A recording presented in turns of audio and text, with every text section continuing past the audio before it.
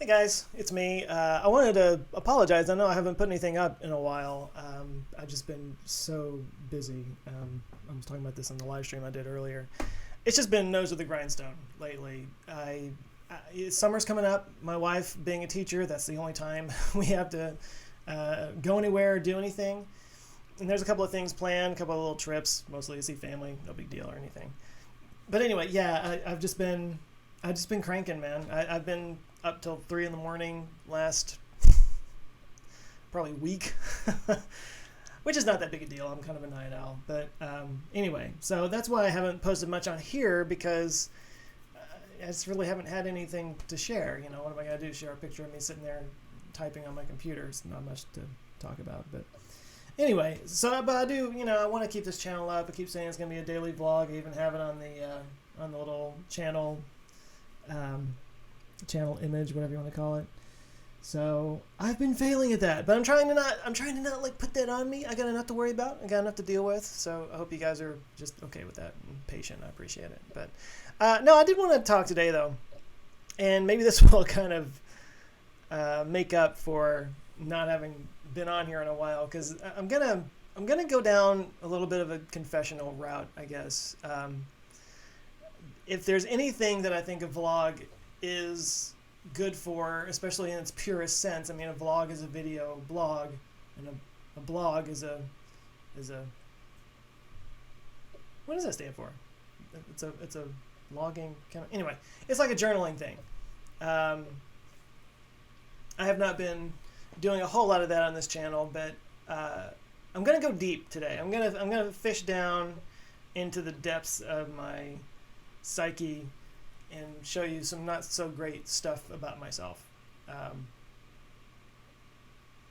We'll see how this goes. So, a trailer came out for a movie yesterday, I believe. It was called The Old Man and the Gun. It's got Robert Redford in it, Sissy Spacek, Casey Affleck is in it. And it was written and directed by a guy named David Lowery. And I know David Lowery.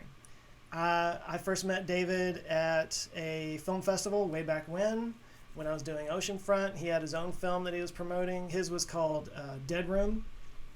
And it was actually an anthology film, so there were like four segments that were directed by four different directors. So he directed a quarter of that film, I guess. But I'm sure it was a collaborative thing, and they all kind of had notes for each other and whatnot. But anyway, it was an interesting idea. It was like in the afterlife, you die and you go sent to this room and you get interrogated basically about your life, and you have to kind of defend some of the decisions you made and stuff like that. So it was a neat film. But anyway, we both played at this film festival together. He's also from Dallas, but we had never met until we went to this festival, which was down in South Texas. And one of the notable memories that I have of him was doing a keg stand. He was. I caught him doing that, so that was fun. But anyway, so I'm not going to make this sound like we hang or anything. David and I, we know each other. If I bumped into him at a film festival, which happened not too long ago, he knows who I am, and we have pleasantries and stuff. But it's not. I'm not going to try and make this sound like we're buds or anything like that. We're not. But I know David. He's a good guy, and I couldn't be prouder of him because. At this particular festival, Oceanfront played, his film played, obviously many others as well. At this particular festival, Oceanfront won the Best Picture prize, right? It won several of those, not to brag, but it did okay. And honestly, not that I look down my nose at him or anything, but or any of the people on that film, but I might have, my ego, my head had a little bit of a boost, and I may have had a little bit more of a swagger about myself after that, but where I'm going here is that I made Oceanfront. I did a lot of screenwriting work for a while, but then all the other films that I was trying to get made, I haven't made a feature film since then. I've attempted to get a few different films off the ground, and they all seem to run into funding problems and all this kind of stuff. So it just never quite worked out for me. Hopefully it'll happen again. I still have those ambitions. But things worked out really well for him. He got a film made, a really low budget feature called Saint Nick, that was very, very well done, very artsy and all that kind of stuff, and it got the attention of Sundance Labs. And so he went out to Sundance, went through their lab program, and through that he got a film made called Ain't These Bodies Saints, which had Casey Affleck. And he's had this sort of relationship with Robert Redford ever since, because Redford is the head of Sundance. So his career absolutely exploded after that. Ain't Them Bodies Saints did really well. I mean, on the indie scene, it didn't. I mean, you might not have even heard of it. It was a smaller film, but it had Casey Affleck and Rooney Mara in it, and Ben Foster was another one.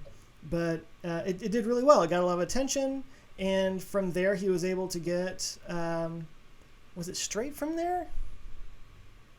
He got another film. I want to say he did another film, but anyway, he did Pete's Dragon for Disney. He got called out to do Pete's Dragon, which is a big budget film. They shot it down in New Zealand and had the whole digital characters and everything. I know that he designed the dragon in Pete's Dragon after his cat. And from there, he made a smaller film called A Ghost Story, which is phenomenal. And now he's got this Old Man and a Gun. I want to say there's another one. I feel like I'm missing one. He's stayed really busy. He's done almost a film every year, maybe 18 months. And I have to keep saying this. I couldn't be happier for the guy. He totally deserves it. He's incredibly talented. He's very dedicated to his craft. He studies, he does the work, and he deserves it.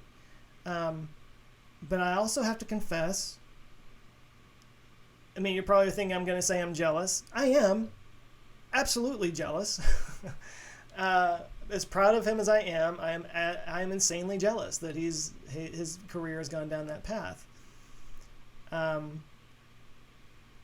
But whenever a new thing comes out from him, I kind of go down a bit of a spiral, which is kind of what I'm talking about here. Because look, YouTube's been good to me. I have to make it clear as I kind of go down this path in this video. I'm not trying to feel sorry for myself, and I'm certainly not asking you to feel sorry for me. Things have worked out pretty well for me, and I'm not done yet. Things are still going. Things are still progressing and growing on the YouTube side. And I've said many times that one of the reasons why I decided to go the YouTube route was that it did scratch all of my creative itches, performing, writing, producing, editing, that whole thing. And it sort of combines the film side of me with the humorist stand-up side of me, and I get to go all nerdy and stuff too, obviously. But the filmmaker thing is something that has been in my DNA for as long as I can remember, really. I wrote my first feature screenplay when I was 15 years old, just because I wanted to, just because I liked it. And this was way, way back in the day in a very small town where I had to teach myself screenwriting format. I had to find a catalog and go order screenplays and just taught myself screenwriting format. There weren't classes for that back then. There wasn't online, to go look that stuff up. I had to teach myself. And that was a very long time ago. And I still have that need. I still have that desire to tell stories and to move people. And I have this thing inside of me that wants to come out and is not being expressed through YouTube. And I see how well David is doing. And I guess I get a glimpse of what I think my life was supposed to be. And I know that is a path of peril right there. That's not something that you can do. And if there was anybody else talking about this, I'd be like, dude, shut up. You can't do that. But of course, it's different. It's me, right? But, yeah. It's... Clearly, I don't even have the words right now to describe this. I was mowing the lawn one day, and there's an idea I've had for a film for a long time. God, I mean, I wrote this script probably 5-6 years ago now, maybe even further, maybe more like 7. And it actually placed in screenwriting contests. It got a lot of great reviews and you know, people who know what they're talking about said some really great things about it. It like I said, it placed in screenwriting contests and stuff like that. And anyway, long story short, I was out mowing the lawn one day and I had my headphones in and the song came on, and I just kind of imagined the trailer to this movie set to that song.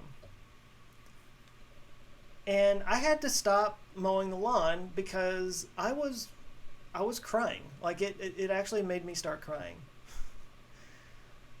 And I guess where I'm going with that is, like, as much as I enjoy YouTube, as thankful as I am about the life it's given me, it's the kind of life that I could have only dreamed of even 3 years ago. It doesn't affect me in that way. It doesn't really grab me by the chest and say, this is something you must do. Like, this is your life's calling to do this. And I think I'm always going to feel that way. And before anybody freaks out here, this isn't me saying I'm going to quit YouTube. This isn't me saying I don't like what I'm doing. It's just, there's this other thing that's always been a part of me. It's this other thing that I've always thought I was really meant for, that I've not materialized that yet. And I still feel like YouTube could be a path to that, and I am working on it. As I've said before, I shot a short film just recently, and I want to be doing short films on the channel and sketches and narrative stuff. I really want it to go that direction, and I'm building an audience that I could do that kind of thing for, and that I think will give me some leverage and give me some opportunities in the traditional system to get funding for films and that kind of thing. So I haven't really kept that close to my chest. I don't think I've hidden that from anybody. That's an ultimate goal of mine, and maybe I just need to be patient about it. But I get frustrated because, you know, I shot this thing back in February and I haven't even had a chance to edit it yet because I've been just so, like I said, nose to the grindstone getting out content. That's the sort of circular do-si-do that you got to do here with YouTube. I mean, in order to stay, in order to make a living off of this, you have to constantly be putting out content. And if you're constantly putting out content, it's kind of hard to do those passion projects. So I'm working on it. I've got a buddy who's already done one video. Actually, the video that's coming out tomorrow on my Random Thursday video, he edited that, and I think he did a fantastic job. If I didn't say anything, you probably wouldn't even notice it, that somebody else edited. And I'm slowly building a team to take at least some of the weight off of me so that I can pivot a little bit and start doing these passion projects and narrative projects. And I'm hoping, you know, it's kind of slow going right now, but because, I mean, part of it is that I don't really want to take advantage of people. I want to be able to pay people if they're working for me. And right now, the pay thing, I don't need to go into exactly how much money I'm making. You know, March was a fantastic month, but May kind of sucked. And because things are kind of like a 30-day net kind of deal, you know, like you get your YouTube money from the previous month, not the month that you're in. So like this coming month is actually going to be really low on YouTube AdSense revenue because May was so lackluster. But the point is, like, I have my good months and I have months where it's kind of like and so the ability to pay somebody else to do work for me on a regular basis is still a little sketchy, and I want to be able to build a team that I can pay people for stuff, but that still is like it's just out of my reach. It's so close, but it's not quite there. And again, maybe I'm just being impatient, and maybe I'm feeling sorry for myself, And maybe you've checked out because that's what I'm doing right now. And I apologize if that's what it comes off as. It's just, this is me being honest with you. This is me being me. This is, these are the things that weigh on my mind. So like I said, this is more of a confessional thing. If you haven't seen any of David's films, if you haven't seen Pete's Dragon or A Ghost Story or Inked and Body Saints or any of those films, definitely check him out. He's a great guy and a great filmmaker. And something else I want to point out is that he doesn't work alone. He's got some people around him. He's got a guy named James Johnson, who is also a really great dude. He's a filmmaker himself, but he's more of a producer, so they're a team. Toby Holbrook, I believe the guy's name is. He's a co-writer that always works with him.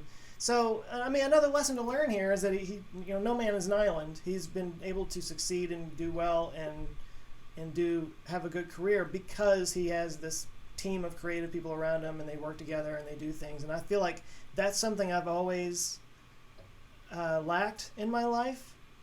And I have to be honest, it's got to be me.